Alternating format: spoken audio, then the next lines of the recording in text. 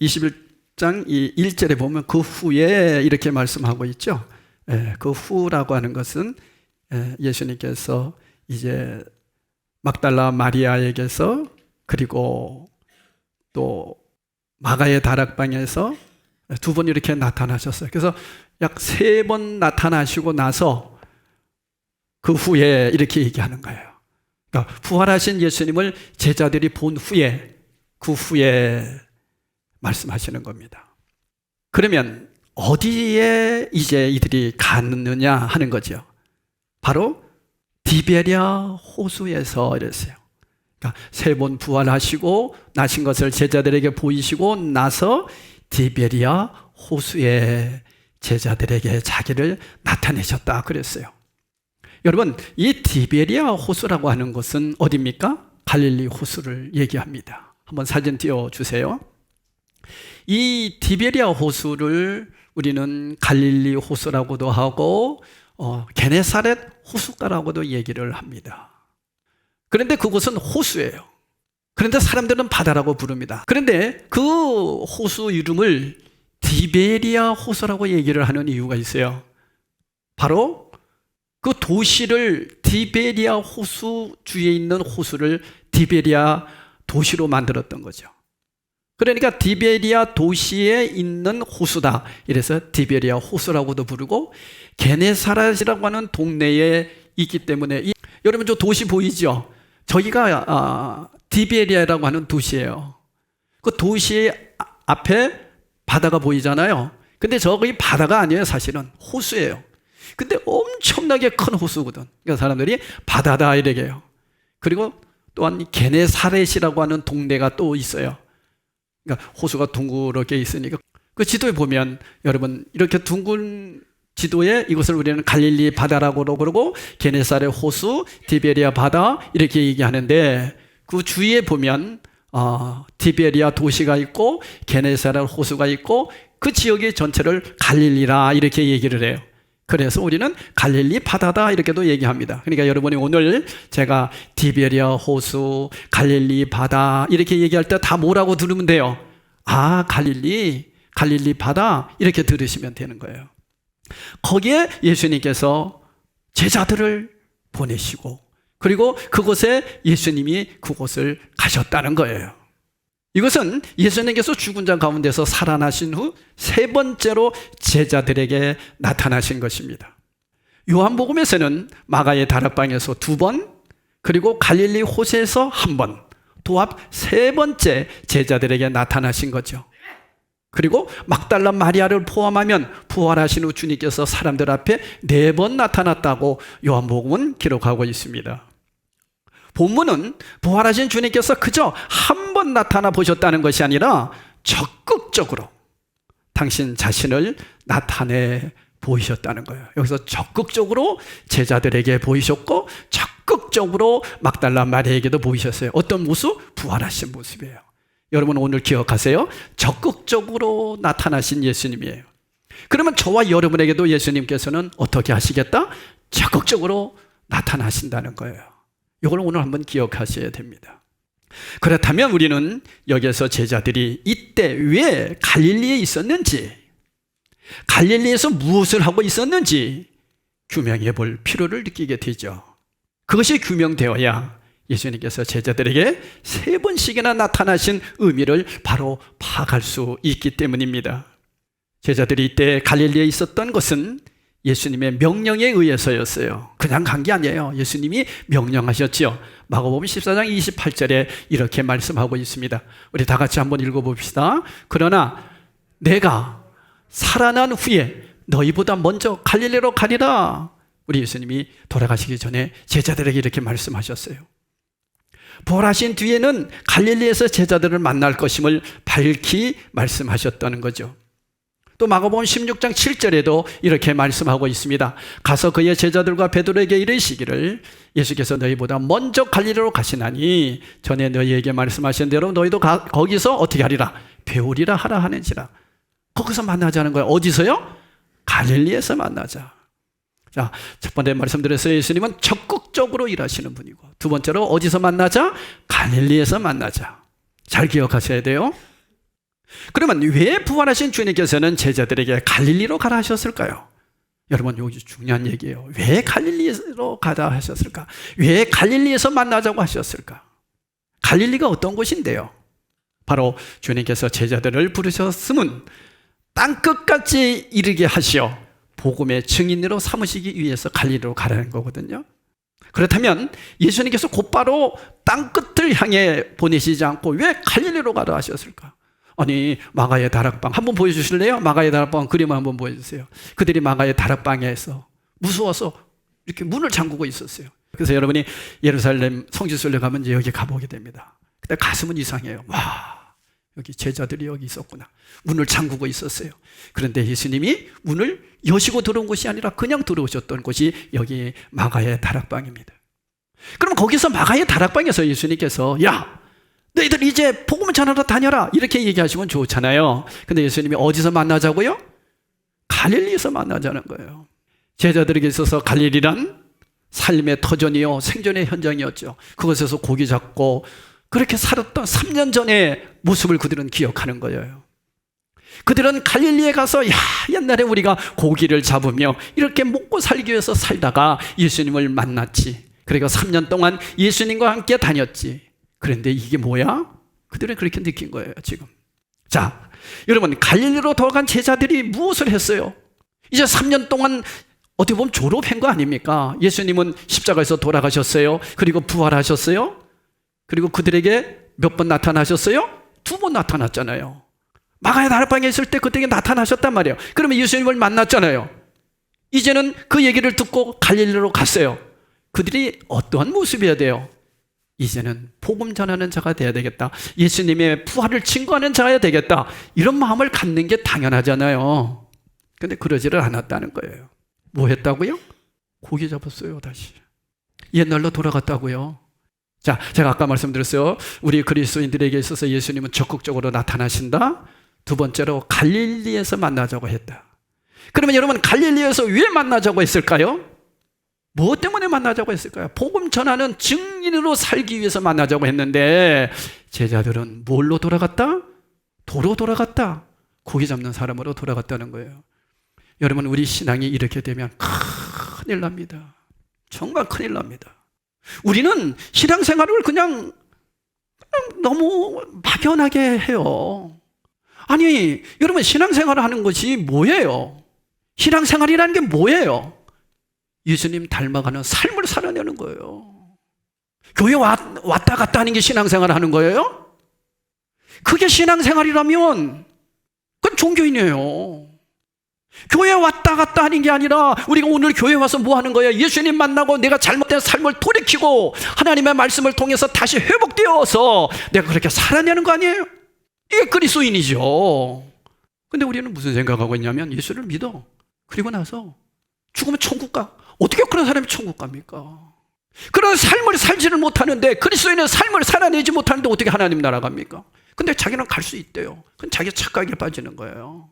그 사람이 말하는 거, 그 사람이 행동하는 거, 그 사람의 삶을 보면 그 사람이 그리스도인인지 알 수 있어요. 이게 안 되고 하나님 나라에 간다? 아니, 성경에 어디 그런 게 나왔어요? 자기 중심으로 예수 믿는 거야, 그냥. 그러니까 오죽했으면 야고보가 그랬어요. 너의 입을 조심해라. 말하는 것을 조심하라. 듣는 것보다 말하는 것을 더디하라. 계속 그러잖아요. 왜? 예수 믿는 사람들이 이 말로 하나님 영광 다 가리기 때문에 그렇다는 거예요. 자, 제가 그 말씀은 길게 드릴 수는 없고요. 왜 그들이 갈릴리로 돌아갔을까요? 복음 전하는 사람으로 그렇게 하나님의 자녀로 부활하신 예수님의 삶을 살아내는 것을 거기서부터 다시 출발하자는 거였어요. 근데 그들은 뭘 했다고요? 고기 잡는 일을 했다니까요. 옛날 모습으로 돌아가 버린 거예요. 여러분, 신앙을 한번 점검해 보시기 바랍니다. 내가 신앙이 옛날로 다시 돌아가고 있지는 않는가? 아니면 지금부터 다시 주님의 그 부활의 주님을 만났기 때문에 기쁨으로 하나님 앞에 이제 여기서부터 다시 출발하겠다는 그런 다짐을 하는 갈릴리인가? 자, 먼저 말씀드렸어요. 예수님은 저와 여러분에게 어떻게 오신다? 적극적으로 오시는 분이에요. 여러분, 여기서 적극적이라고 하는 것은 때로는 기쁜 마음을 가져야 되지만은 다른 한 마음으로는 두려운 마음을 가져야 돼요. 주님이 적극적으로 오실 때는 가만히 놔두지 않거든요. 제자들이 갈릴리에 와서 고기를 잡고 있을 때 주님이 그냥 가만히 보신 게 아니에요. 본문 3절에 이렇게 증거하고 있습니다. 시몬 베드로가 나는 물고기 잡으러 가노라 하며 저희가 우리도 함께 가겠다 하고 나서서 배에 올랐으나 이 밤에 아무것도 잡지 못했다. 고기 잡으러 가서 그곳에서 고기를 잡았는데 밤에 맞도록 잡았는데 그물이 어떻게 됐다고요? 빈 그물이었다. 당연하죠. 여러분, 안 되는 게 당연하죠. 사랑하는 자녀들은 하나님의 그냥 놔두지 않거든요. 오늘도 지난주 말씀을 가지고 여기서 기록한 내용을 제가 들으면서 어떤 분이 그렇게 썼어요. 하나님은 내가 가만히 있고 잠잠하고 걱정 없고 근심 없을 때 그것이 아니라 고난과 아픔 속에서 나에게 오시는 주님으로 그렇게 말씀하고 계시잖아요. 여러분, 아무 걱정 없습니까? 신앙생활 내가 옛날 그냥 돌아와서 갈릴리에서 고기 잡았던 그 시절로 그렇게 신앙생활 하는데도 여러분 더 잘 되는 것 같습니까? 아까 말씀드렸죠? 예수님은 저와 여러분에게 어떻게 오신다? 적극적으로 오신다고 그랬어요. 왜? 부활하셨기 때문에. 왜? 성령으로 오시기 때문에. 이제 그럼 적극적으로 오신다는 것은 우리를 간섭하신다는 거예요. 간섭하신다는 얘기는 자녀가 주님의 뜻대로 살지 않고 세상적으로 살아가는데 가만히 놔두는 것일까요? 아니에요. 그래서 예수님이 그런 말씀을 하셨잖아요. 우리가 시편에도 보면 여호와는 나의 목자시니 내가 부족함이 없다. 그가 푸른 풀밭 맑은 시냇물가로 우리를 인도하시는데 그의 지팡이와 막대기가 나를 어떻게 하신다? 안위하신다. 이걸로 지킨다는 거예요. 그래서 지팡이와 막대기를 꼭 두 가지를 가지고 이 목자들은 다닌단 말이에요. 그래서 잘못된 길로 가면 이 지팡이가 이렇게 갈고리가 돼 있어가지고 목을 탁 낚아치고 글로 가면 안 돼. 그래도 이놈이 계속 그쪽으로 가려고 하면 막대기를 들어서 엉덩이를 때리는 거예요. 그러면 땡 하고 얘가 돌아선다 이거예요. 그래서 막대기와 지팡이가 나를 안위하시나이다. 목자는 반드시 두 가지를 갖고 다닌다고요. 여러분, 예수님은 적극적으로 저와 여러분에게 반응하시고 저들과 함께 하세요. 그런데 우리가 잘못된 길로 갔을 때는 반드시 주님께서 간섭하십니다. 막대기로 간섭하시고요, 지팡이로 간섭하신다고요. 아무 일 없다, 아무렇지도 않다, 이미 심판했다는 것을 여러분 아셔야 돼요. 무슨 얘기입니까? 주님이 간섭 안 하는 거예요. 자, 이런 겁니다. 내 자녀가 잘못된 길로 가요. 가만히 있는 부모는 없어요. 내 자녀가 정말로 잘못된 길로 갔을 때에는 어떻게 하든지 때려서라도 돌이키는 것이 사랑이에요. 그렇지 않습니까? 우리가 하나님의 사랑 그러면서 하나님의 사랑은 무조건 잘못된 길로 가는데도 품어주는 게 사랑입니까? 아니죠.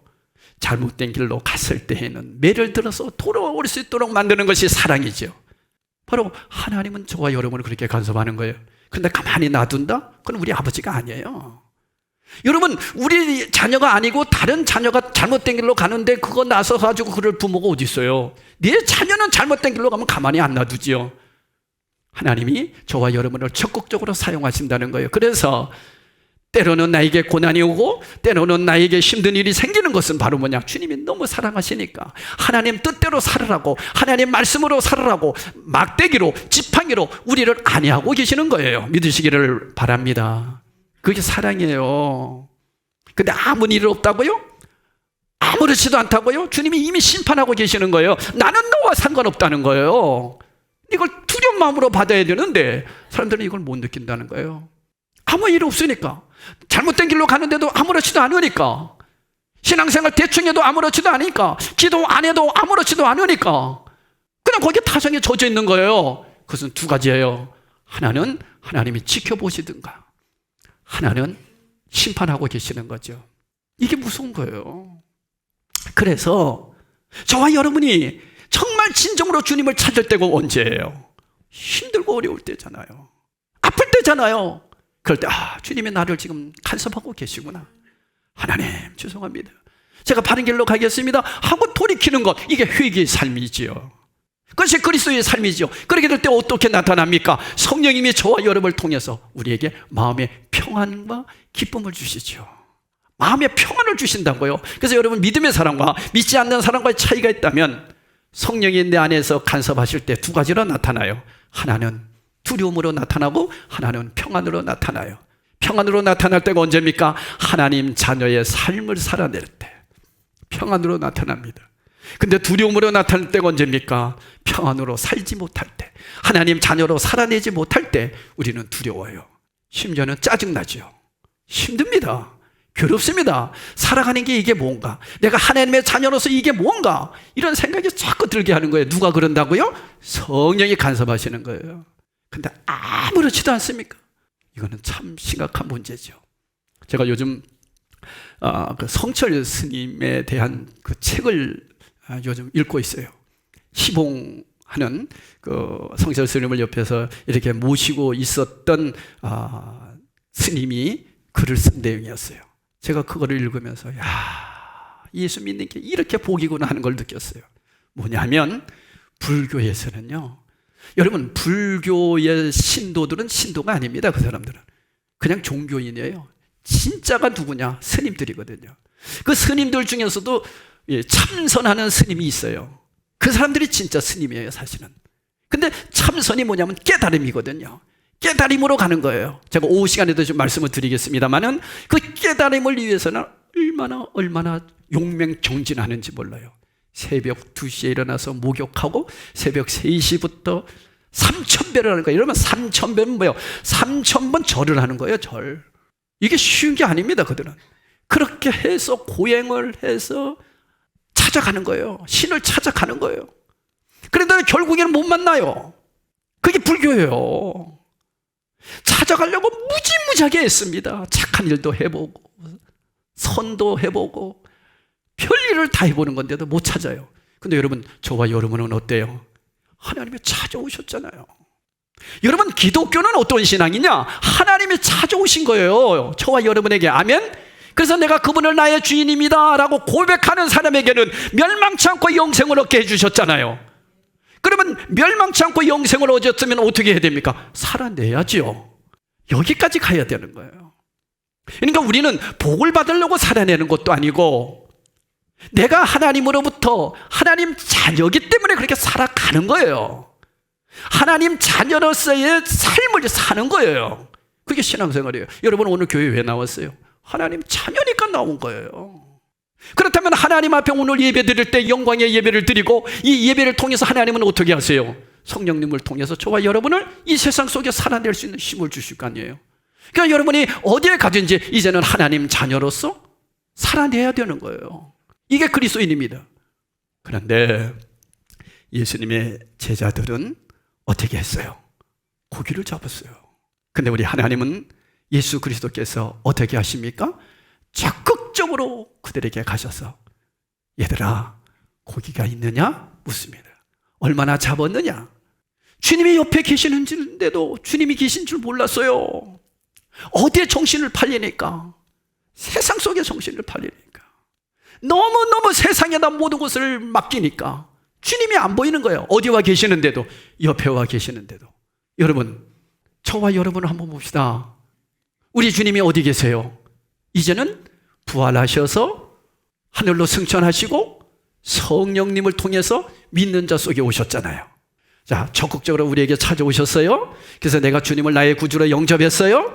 나의 주인입니다. 여러분, 영접이라고 하는 것은 굉장히 중요한 거예요. 예수님이 나의 주인입니다, 이 고백이에요. 주님이 나의 주인입니다 라고 고백하는 사람들에게 성령이 오시는 거예요. 여러분, 예수님이 여러분 주인이세요? 정말 주인이세요? 그럼 이제 주인이 원하는 대로 살아내는 게 그리스도인인 거예요. 근데 내 마음대로 산다? 내 생각대로 산다? 내 기분대로 산다? 그건 내가 주인이 아니에요. 주님이 주인이어야 되는데 내가 주인이다니까. 그러니까 여러분, 무슨 일이 있을 때마다 날 기도하면서 생각하셔야 돼요. 주님이 뭐라고 하시는가? 주님이 뭐라고 하시는가? 그 말씀을 듣는 자가 예수님이 나의 주인임을 고백하는 자지, 내 기분대로 산다? 내 기분대로 믿는다? 그건 그리스도인이 아니에요. 그건 자기가 주인인 거예요. 중요한 거예요, 여러분. 누가 주인이십니까? 누가 주인이십니까? 여러분, 지금까지 살아가면서 여러분의 삶에 누가 주인이십니까? 요거 하나가 결정되는 거예요. 정말 예수님이 주인이십니까? 예수님이 주인이세요? 그러면 그분이 원하는 대로 사는 거예요. 내가 원하는 대로 사는 게 아니에요. 사람들은 착각한다니까요. 그게 신앙인 줄 알아요. 주님이 원하는 대로 내가 살아내는 것이 예수님이 나의 주인입니다 고백하는 거예요. 그러면 예수님이 나의 주인임을 고백하는 성도에게는 어떻게 됩니까? 성령이 오시는 거예요. 저와 여러분에게 성령이 오셨다니까. 그러면 성령이 오셔서 어떻게 일하신다? 적극적으로 일하시는 거예요. 갈릴리로 가서 고기를 잡는 제자들에게 야, 너 그물을 오른편에 던져라. 적극적으로 얘기하시는 거예요. 그러니까 그들이 오른편에 던졌어요. 그랬더니 백신 3마리의 고기를 잡았다. 그물이 찢어지지 않았다고 그러잖아요. 무슨 얘기입니까? 주님이 적극적으로 저와 여러분들을 간섭하시면 주님의 뜻 안에서 모든 일들이 이루어진다는 거예요. 근데 내 마음대로 산다? 그것은 옛날로 회개하는 거예요. 자, 보세요. 예수님의 제자들이 부활하신 주님을 만났어요. 그런데도 갈릴리 바다로, 티베리아 바다로, 게네사렛 호숫가로 간 거예요. 거기서 뭘 했다고요? 고기를 잡은 거예요. 그들은 거기서 고기 잡으면 안 돼요. 뭘 해야 돼요? 주님 기다려야 되는 거예요. 그러면 고기를 잡았다는 얘기는 뭐예요? 내가 주인이 된다는 거예요, 다시. 그리고 내 기분으로 사는 거예요. 더 나가서 주님 앞에, 주님의 그 부활에 동참해서 앞으로 내가 하나님 자녀답게 어떻게 살아야 될까를 생각을 해야 되는데 눈에 보이는 물질에 눈이 어두워버린 거죠. 그러니까 옆에 계신 주님의 음성을 못 듣는 거예요. 옆에 와 계신데도 몰라요. 여러분, 우리 그렇게 한 주간 살지 않았나요, 혹시나? 너무 물질에, 세상에 바빠서 주님이 이제는 어떻게 해요? 제자들은 옆에 와 계셨지만 저와 여러분에게는 예수님이 하늘로 승천하신 다음에 성령을 보내주셔서 어디 와 계세요? 예, 우리 안에 와 계세요. 제자들이 있었을 때는 성령님이 우리 안에 오시지 않았어요. 옆에 와 계셨어요. 오순절 마가의 다락방에 성령의 임하심부터 성령님이 저와 여러분 안에 내주하고 계세요. 믿으십니까? 그러니까 이제 그분을 모시고 살아가기만 하면 우리 인생 이제는 축복의 길이 열리는 거예요. 그분과 동행하면 되는 거예요. 주님과 늘 동행하며 그분께 여쭙고 그분이 이끄시는 대로 내 가정에서, 직장에서, 어디서나 다 주님과 함께 하는 거예요. 이걸 뭘 해야 되냐? 훈련해야 됩니다. 그래서 여러분, 신앙생활은 훈련 없이 우리 한국교회가 지금까지 잘못 배우고 가르친 것이 딱 하나가 있어요. 그게 뭔지 아세요? 은혜만 받으면 돼, 믿기만 하면 돼, 이걸로 끝나버렸다는 거예요. 여러분, 그렇게 배우지 않았습니까? 우리 부흥 강사님들 보세요. 은혜 받아야 됩니다, 성령 충만해야 됩니다, 이걸로만 끝나잖아요. 그러니까 사람들이 다 감정적인 것만 생각해. 은혜, 그러니까 감정적인 거야. 내 마음이 뜨거웠어, 흐뭇했어, 기뻤어, 이걸로만 생각해요. 믿으니까, 믿으면 다 된 거야. 아니에요. 믿었으면 이제는 기다리고 내 안에 성령님께서 나를 통해서 어떻게 일하실까? 그리스도인으로 말하고 그리스도인으로 살아가는 거예요. 그리스도인으로 세상 속에 예수님을 드러내는 거예요. 여기까지 가야 되는 겁니다. 믿으시면 아멘 하십시오. 우리 열방드림교회 성도님들 이거 꼭 기억하셔야 돼요. 나 오늘 교회 왔으니 끝! 아니에요. 교회 와서 예배 드렸으면 이제부터는 다시 갈릴리서부터 출발하는 거예요. 어디로? 세상을 향하여. 그래서 예수님께서 제자들을 갈릴리로 보내신 거예요. 여기서부터 다시 출발하자. 어떻게 되면? 성령을 받으면. 그렇게까지 예수님이 적극적으로 그들에게 나섰어요. 그런데 그 중에 가룟 유다라고 하는 사람은 결국에는 끝나버리잖아요. 여러분 보세요. 12제자 중에 한 명은 세상으로 갔어요. 예수님도 실패했다니까, 제자 중 한 명. 그것은 무엇을 의미합니까? 우리도 이 세상 살면 세상의 물질에 눈이 어두워 세상 쪽으로 가게 되면 가룟 유다와 같은 사람이 나온다, 안 나온다? 나온다는 거예요.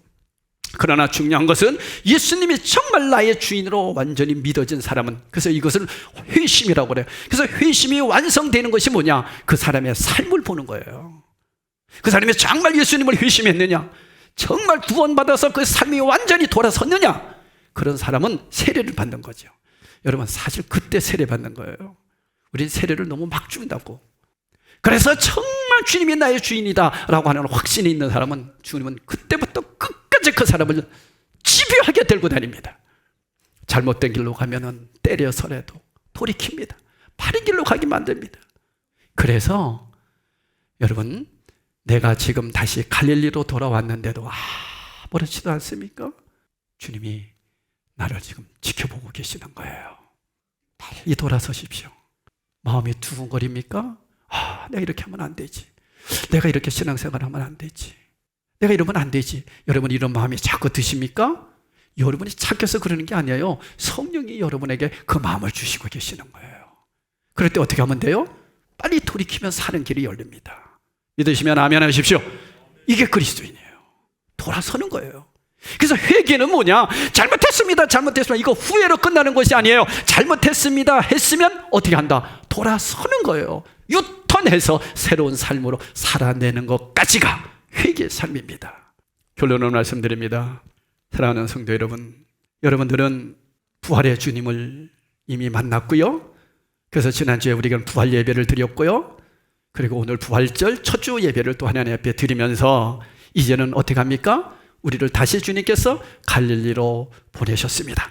이 갈릴리에서 고기를 잡으라고 보내신 게 아니고 저와 여러분을 부활의 주님을 만난 것이 이 땅에서 먹고 마시고 그저 나 잘 살려고 이 세상에 살게 한 것이 아니고 주님의 자녀로서 삶을 살아내는 출발점을 시작하라는 거예요. 우리가 그렇게 살아가는 겁니다. 그래서 늘 말할 때도 성령님의 인도 따라 말할 수 있도록 뭘 하고? 훈련하는 거예요. 그래서 신앙생활은 갈릴리에서부터 훈련하는 거예요, 이제. 그래서 여러분도 아시다시피 제자들이 그때부터 성령을 받고 주님으로부터 훈련받은 그 믿음을 가지고 세상을 뒤집어 놓잖아요. 11명이 뒤집어 놓는 거예요. 이게 하나님의 역사예요. 그럴 때 그들이 얼마나 기뻤겠어요. 그 삶이 얼마나 행복했겠어요. 그래서 우리 예수 믿는 사람은 이 땅에서 행복하다고요. 얼마나 행복한지 아세요? 그분이 내 안에 계시기 때문이에요. 얼마나 감사한지 아세요? 그분이 내 안에서 이끌어 주시기 때문이에요.